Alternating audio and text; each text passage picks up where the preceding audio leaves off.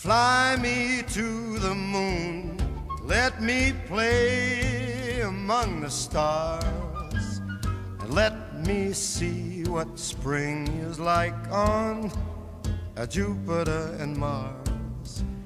In other words, hold my hand. Hey guys, EVILC here. Welcome to episode 11, and today we're going to be reviewing Moon for the Nintendo DS.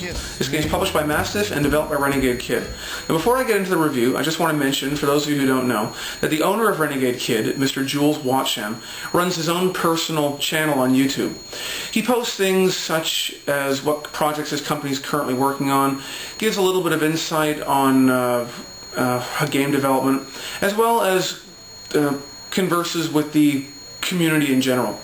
It's very rare for someone in his position to do that, and I personally think it's really awesome that he does. I'm going to put a link to his channel in the sidebar, so when you're done watching this video, you can go check his stuff out.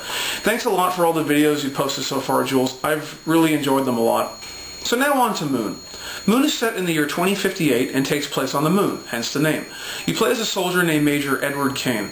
A secret base of alien construction has recently been discovered on the Moon, and something has gone wrong in the area, and now Major Kane and his unit have been sent in to investigate. Moon is essentially a first-person shooter, but it's not just your typical run-and-gun style shooter. Moon places a big emphasis on adventure and exploration, something akin to the Metroid Prime series, which is one of my personal favorite series in the history of gaming. As you explore the various levels, you'll find computer terminals that help piece together bits of the story, kind of like how Metroid Prime does. You'll be exploring secret passageways with your remote access droid and doing some light puzzle solving. You'll be driving across the surface of the Moon and getting into some combat there. And periodically, you will encounter a powerful boss that you'll have to take care of. Now I'll show you the basic controls of Moon and demonstrate some of the typical gameplay. So, the controls of Moon are typical of that of first-person shooters on the DS. You move forward and backward with the D-pad, and you can strafe left and right. And to control where you're aiming, you use the touchscreen. Now, on the lower screen, you have a map which shows a constant map of the room that you're in, and the blinking triangle is your location. And if you press Map, you'll see a map of the entire stage. And as you can see, this stage is quite large. These little flashing icons are where your current objective is. So I have to go along here to get to that room. Now to open a door, you press Open on touchscreen, and it loads the next area very quickly. Now I'll show you some combat. The weapon I'm currently using is called the Super Assault Rifle. This is the first weapon that you start off with in the game. And a nice feature of this gun is that it has infinite ammunition, but the downside is that overall it's a fairly weak weapon. But fortunately, you can pick up other weapons along the way. On the bottom screen here, you can see this is where you control your weapons from. Now, this is a pretty early stage, so I've only got 2 weapons. You can find 4 more later on. The first weapon that you pick up in the game is a pistol. And as you can see, it's pretty strong. It does a good amount of damage. The second weapon I have is the Quanta Rifle. And it's basically like an assault rifle. Now the other weapons you can pick up, pick up a sniper rifle, a shotgun, as well as a weapon that resembles a grenade launcher, and one that resembles a rocket launcher. Now, what happens in this situation? We have an energy shield blocking our left and a column of pipes blocking us on the right. Well, it's time to use the remote access droid. The remote access droid allows you to get into these small areas where Major Kane cannot get into.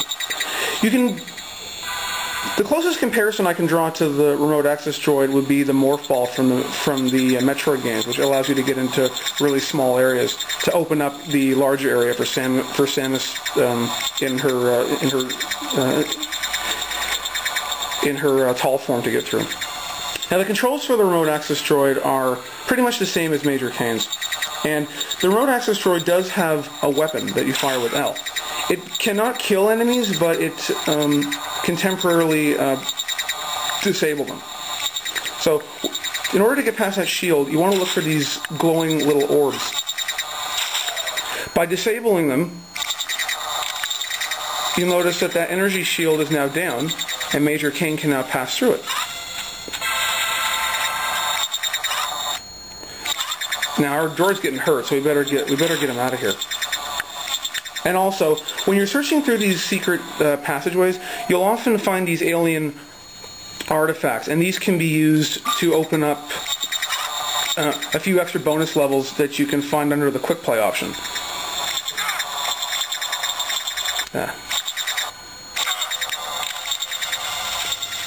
Now you meet up with your droid, you press the take button on the touchscreen, you pick up your droid, and now Major Kane and the droid can continue exploring the base. And lastly, I'd just like to show you one of the driving stages that you'll run into a few times in Moon. The vehicle we're driving is called the Low Gravity Land-Based Reconnaissance and Repulse Vehicle, also known as the LOLA. And the point of these stages is to get you from one part of the alien base to the next. Now the controls for the LOLA are essentially the same as the controls for Major Kane. Up and down move you forward and backward, left and right turns your wheels, and you control where you're aiming your gun with the touchscreen. And you fire with the L button. The LOLA has a very powerful laser beam. Yeah. Those little green things on the ground are bombs. You want to watch out for those. Now on the touchscreen, that little blinking blue dot is where you want to get to. These stages are really fun. You know, like it's a nice little change of pace from the first-person shooter action, and it just adds a bit more variety to Moon in general.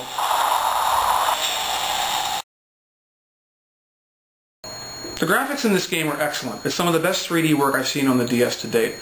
The game creates an excellent atmosphere. Environmental objects such as strange alien machines and pulsing energy beams are all animated very well, and it really helps sell the idea of an operational alien base.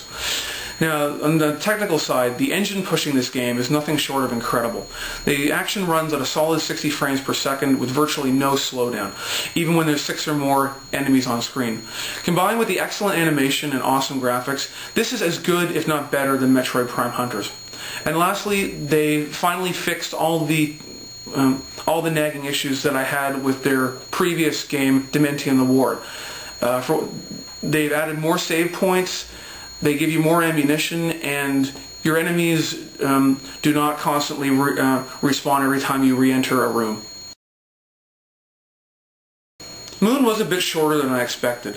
On my first run through the game, I beat it in around 7.5 hours on normal mode.